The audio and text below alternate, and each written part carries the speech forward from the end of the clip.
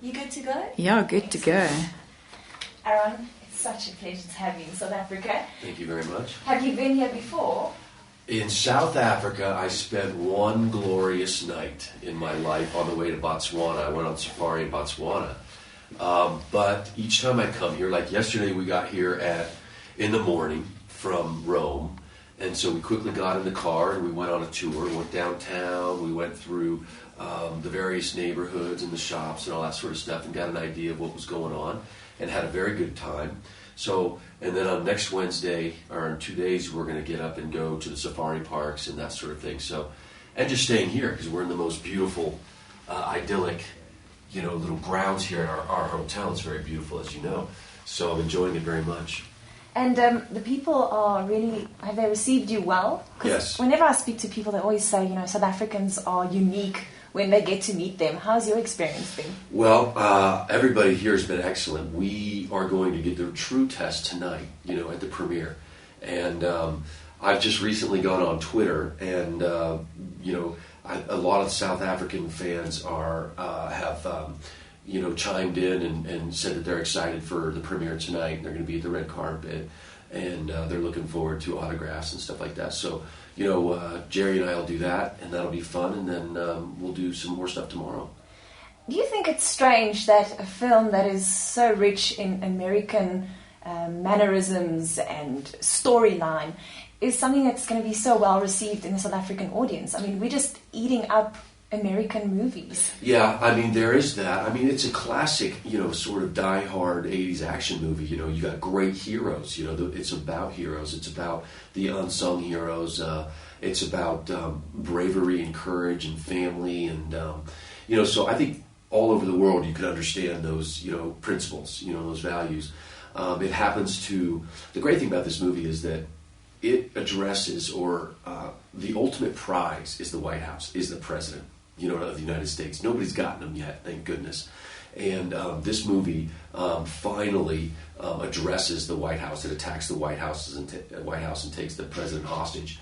And I think people not only can understand that because they're so familiar with America, with the president of the United States and his influence and power, but they also can relate it to their own parliament or government or whatever form of government they have about, being destroyed, their values in their country taken hostage. And I think that's a universal,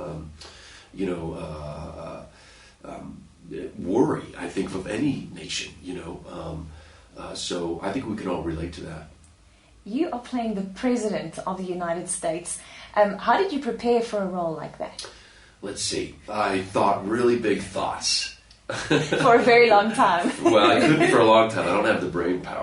But really what I did, since, the president is so prevalent in our life, 24-hour news cycles, CNN and all that sort of stuff, we're so familiar with him at a podium, greeting dignitaries and all that sort of stuff, and behind the scenes with his kids. And this, I'm speaking of Barack Obama now, and then all the presidents in the past, that really I looked inside myself and said, what's important for me in a president? As a kid, every American kid is taught when they're small that they can become president of the United States. It's a great notion, and so you get to know what you like in a president, honesty, trustworthiness, courage, leadership, integrity, good father, good husband. And so what little we see of him in his official capacity, I wanted the president to be, when you look at him, you just innately feel those, things about him. And that was my job. And then when he's taken hostage, to balance the film from what Jerry's doing, all the heroism that he has, is for a president to be taken hostage, but to stand up for himself and to protect those around him, and to, be a fighter. Did you feel a little bit of responsibility, like you were the real president for that time? No. Would you like to be the president? If I said yes, then everybody would go crazy. He thinks he's Daniel Day-Lewis and all this sort of stuff. But, look, as an actor, you're always investing in the role with your emotions, with reality, and what parts of you, are like your role. It was fun being in the Oval Office and being on the desk and having, Morgan Freeman walk in and getting in a little, sort of not a fighting match with him, but a little bit of an argument with him, which is fun. You know, the problem was that when Morgan walked in, everybody thought he was the president. You know? And so I had to like go, wait a second, everybody, over here. I'm not head of security. Yeah, he's below me in this movie. He's not God. And actually, this is Morgan and I's third movie together. Yeah. So a wonderful actor to be working with again. Yeah, I think it's a little feather in my cap. I mean, you know, I love actors. I love great actors. I love learning from them. I love their presence. I love the fact that I can say that, you know, that I'm in movies that are good enough for Morgan to be in. He's a sweet, gentle man, and he's taught me a lot. Tell me a bit, speaking of that, perhaps before we get to some of the other characters that you've played and played opposite as well, would you like to be president? Is that something you also thought of, perhaps? Well, listen, I'm sort of reluctant anything, right? So if I were the last guy, or if there was the situation where I had to become president... Last man on earth remaining. Yeah, and I would just rule over myself, I would become president. But I wouldn't want to go through the electoral process because, first of all, I would never stand up to scrutiny. But second of all, that to me is sort of... it's distasteful for me, all the bickering and all that sort of, the mudslinging. I find distasteful. But, you know, being a leader for my country and trying to serve the people of my country, I think is an admirable thing. Well, in the South African context, there's a film that we really liked watching you in, and that was In the Kitchen, opposite Catherine Zeta-Jones. And I was hoping you could tell us a bit about playing opposite Catherine Zeta-Jones. Well, it was wonderful. It was sexy. Catherine is... My role, the great thing about that, in my role, was that all I had to do was try to be, you know, warm and loving to her. It's a difficult thing to do. Very difficult.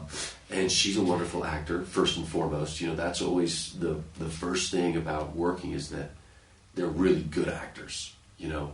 And Catherine is a very sweet woman, and she brought her family and her kids to set, and you know, we had nice long talks in the car or in the kitchen, you know, and that sort of thing. In fact, we before the movie we rehearsed. You know, I spent 4 months in a kitchen in Los Angeles and then in New York, and she did her time. So it was fun, because the kitchen, as you know, is it's confined space. You know, it can be a dangerous space, you know, which is sexy, and it can also be a delicious space, right? So it's getting to, you know, getting to know Catherine well enough to move around her, you know, without her being self-conscious or wondering, you know. That was the key, really. And I said to Catherine, too, it's like, I can move around you any way I want. I can touch you. I can get close to you. I give myself permission to do that, and you can do that to me. And so that was the fun part, you know, because, you know, whether it's, you know, sort of a tense situation, or we're rushed, or whether it's just a loving, quiet moment, you know, that's fun as an actor. Before the film, were you any good in the kitchen? No, God. No, but I have to say, I did put in my time, and I learned how to... Now, I can't do these things, your next follow-up question, but, you know, to make a really good sauce, you know, taking 3-4 days to make the sauce, you know, so it doesn't have any dip in it whatsoever, just a pure sauce, or filleting sole, or filleting, you know, monkfish, or whatever the fish is, or, you know, making pasta. I learned how to make gnocchi for it, you know, from scratch, and all that sort of stuff, and making pasta, and then the sauces and stuff. So I did invest myself in that. And then really, the most important thing about the kitchen is how to hold your rag, you know, or how to hold the pen, you know what I'm saying? Because I'll give your audience a little bit of an insight to acting, which is, all you have to do really is do two things well that are characteristic of your role, right? And that could be, you know, I decided, you know, one thing would be how a chef leans on the counter when he's not working, because that is indicative of how comfortable he is in the kitchen. Because, you know, and then the second one would be chopping.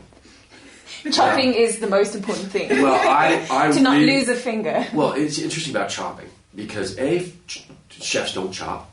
Okay, they used to chop.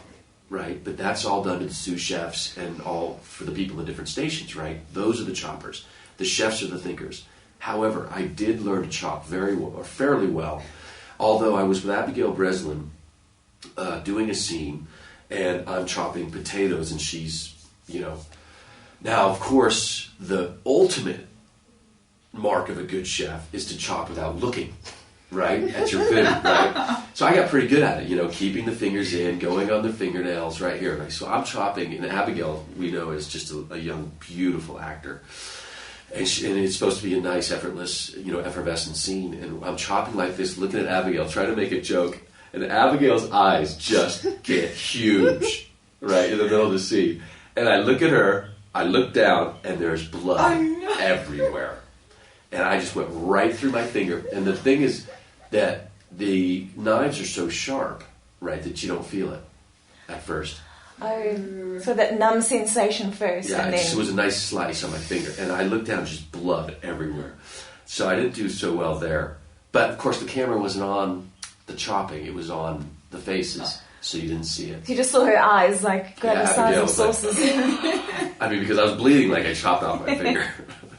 Perhaps if you'll allow us to move to another film that's been really great and also sad, but Dark Knights is such a big franchise here as well. Mm-hmm. And how was it working with Heath Ledger? What a legacy to be part of. Yeah, I feel lucky, very fortunate, very special film because of Heath, not only because of Heath's passing in itself, but because Heath did something that very few actors ever do, which is take a role that has been formerly possessed by one of the greatest actors ever, Jack Nicholson.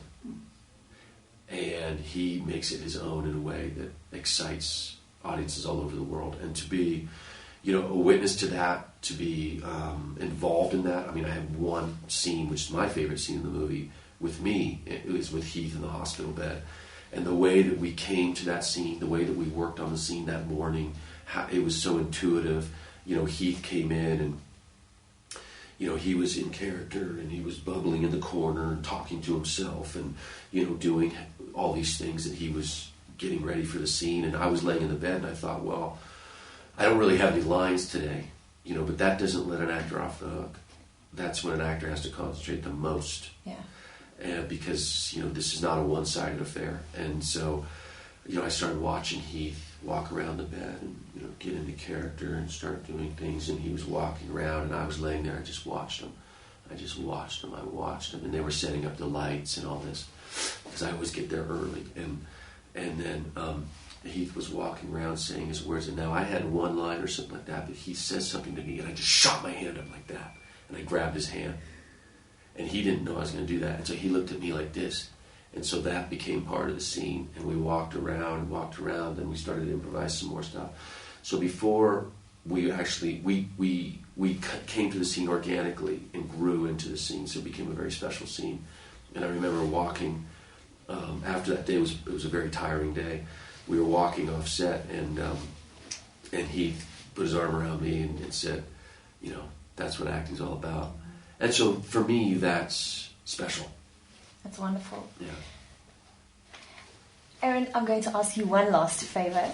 Our radio's payoff line is The Sound of Your Life. The Sound of Your Life? Yes. Would you please give us the pleasure of saying, I'm Aaron Eckhart, you're listening to OFM, The Sound of Your Life. Hi, I'm Aaron Eckhart, and you... No, tell me that one more time. Take two. See, we're not smart. Listen, if the lines aren't written on the page, we're done for. Even like 2 lines. Everybody's out there going, he can't remember 2 lines. I promise I'll take that out. But you don't have to. Tell me what it is again. It's OFM, The Sound of Your Life. You're listening to. Hi, I'm Aaron Eckhart, and you're listening to OFM, The Sound of Your Life. Beautiful. And all the ladies have now rolled their vehicles. And thank you so much. You're welcome. It's a pleasure.